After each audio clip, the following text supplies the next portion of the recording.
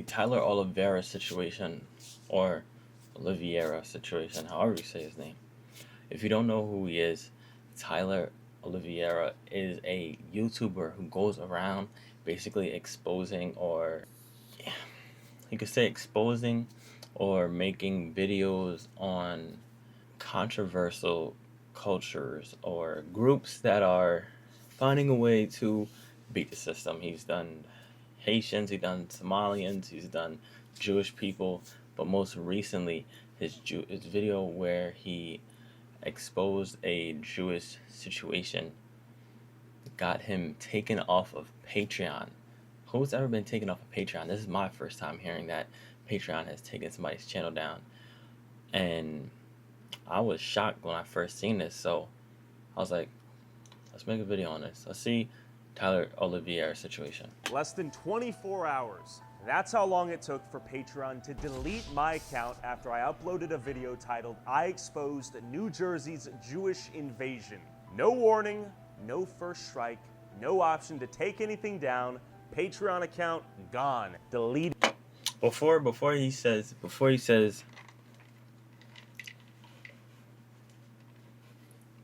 he speaks on what really happened, I just want to talk about his thumbnail. The only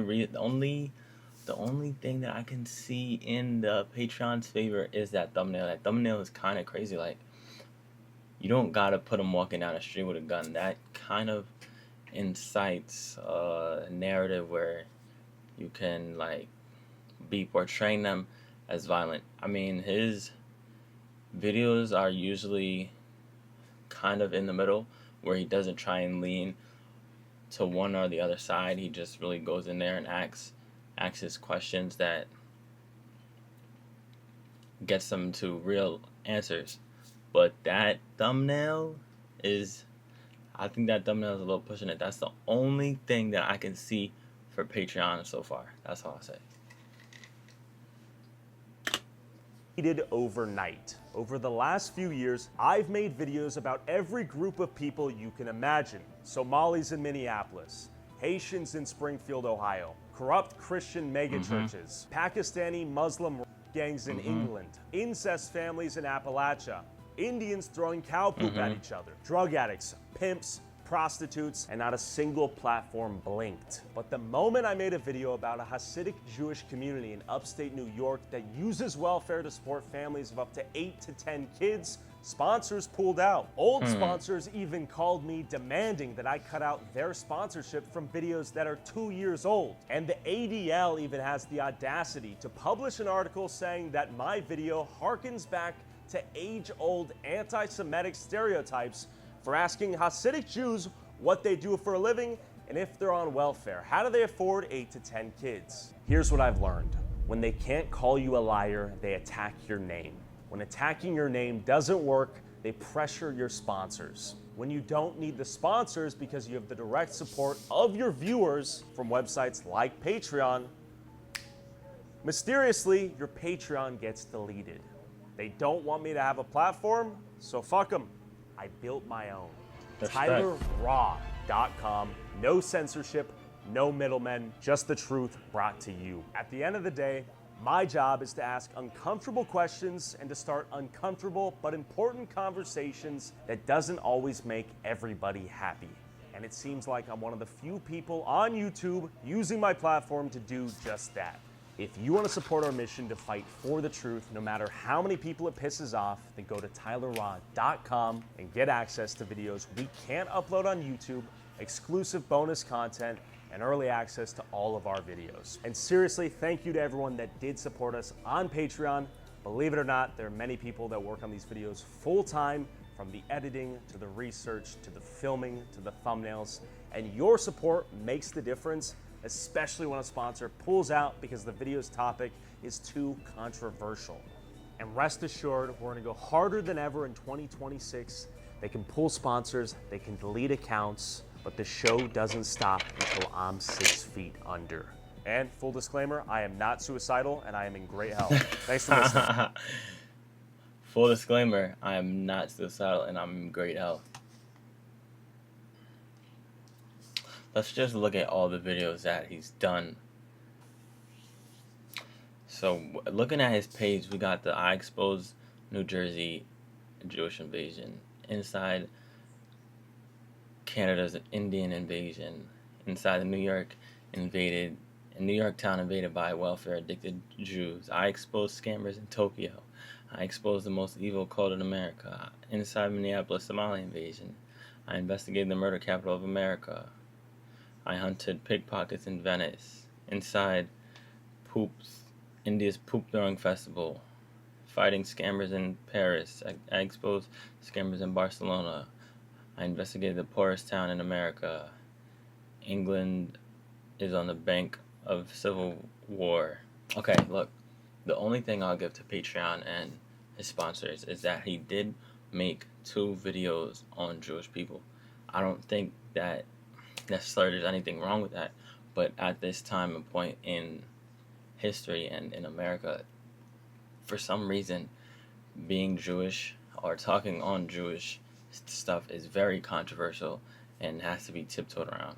I kind of like how he confronts it and basically just tells it how it is. How are these people affording 8 to 10 children? How are these people doing this? I watched the 40-minute video. I didn't watch the hour video, the hour 13-minute video. So I don't know what he put in the New Jersey video, but the New York one to me didn't look bad. He was just asking regular questions, that kind of stuff. The only thing I will say about the New Jersey video is that thumbnail again. Maybe if he changed the thumbnail, they wouldn't have pulled it. But 2 videos on Jewish people, I guess the Big Brothers like pushed it a little too far. We're gonna have to pull you back. This guy goes all around the world, makes all kind of controversial stuff. I guess some people don't like the way that he does his I guess people don't like his document style or how he does his journalism, but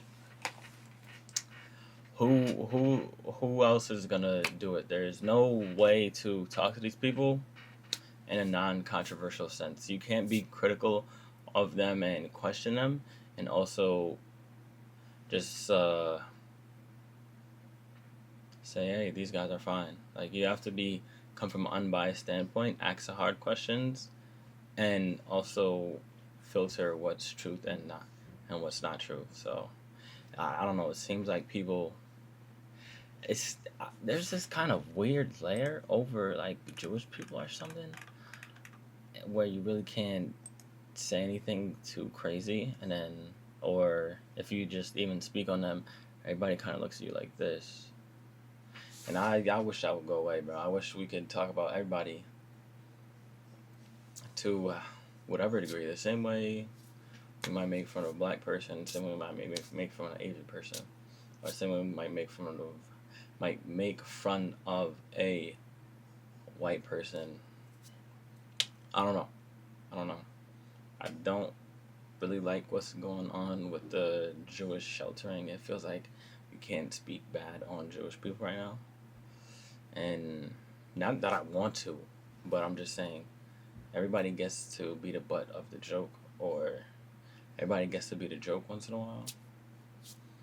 And I don't know, it's just the deplatforming. The deplatforming is I would say, like, you just all right, you talk about Jews, out of here. You said something about Jews, out of here. I'm not saying that like just be crazy or anti-Semitic. I'm not saying go out there and just do anti-Semitic shit. That's not what I'm saying. What I am saying though is like this guy can't even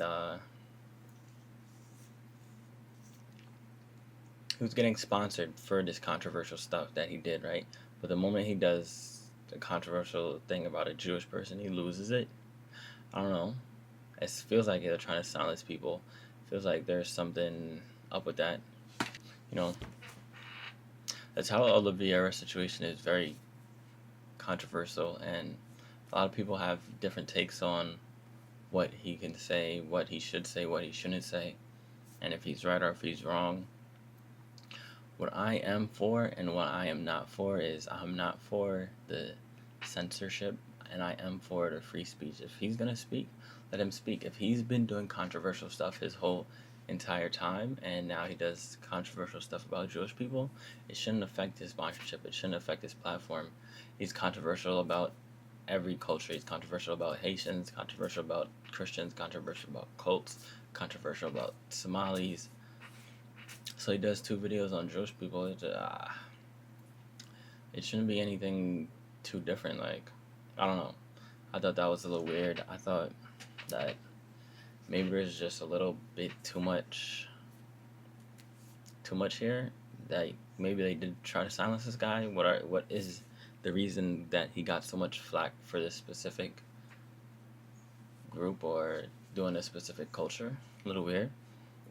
But I hope that Tyler can get his message out there and do his documents and journalism in a good way that actually helps the public and the viewers, and not just incite hate. I don't think that he does in his videos, but I'm saying continue to just speak on controversial topics without being too far, without swinging too heavily in one way. Just be unbiased and come at it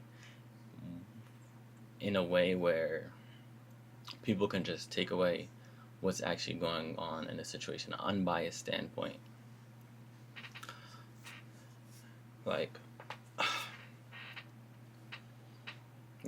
like in the New York video, what he did with the Hasidic Jews. I like how he acts. Like, how can you afford 8 to 10 people? I mean, these communities are very insulated, so there's stuff that we as lay people or people that are just going about their day don't know what's actually going on. So to ask those questions is a good way to get the viewer thinking, or to open our eyes, like what really is going on. Not that it necessarily matters too much, but there's stuff going on behind the scenes that people are curious about. So that's really all I got to say, bro. Peace.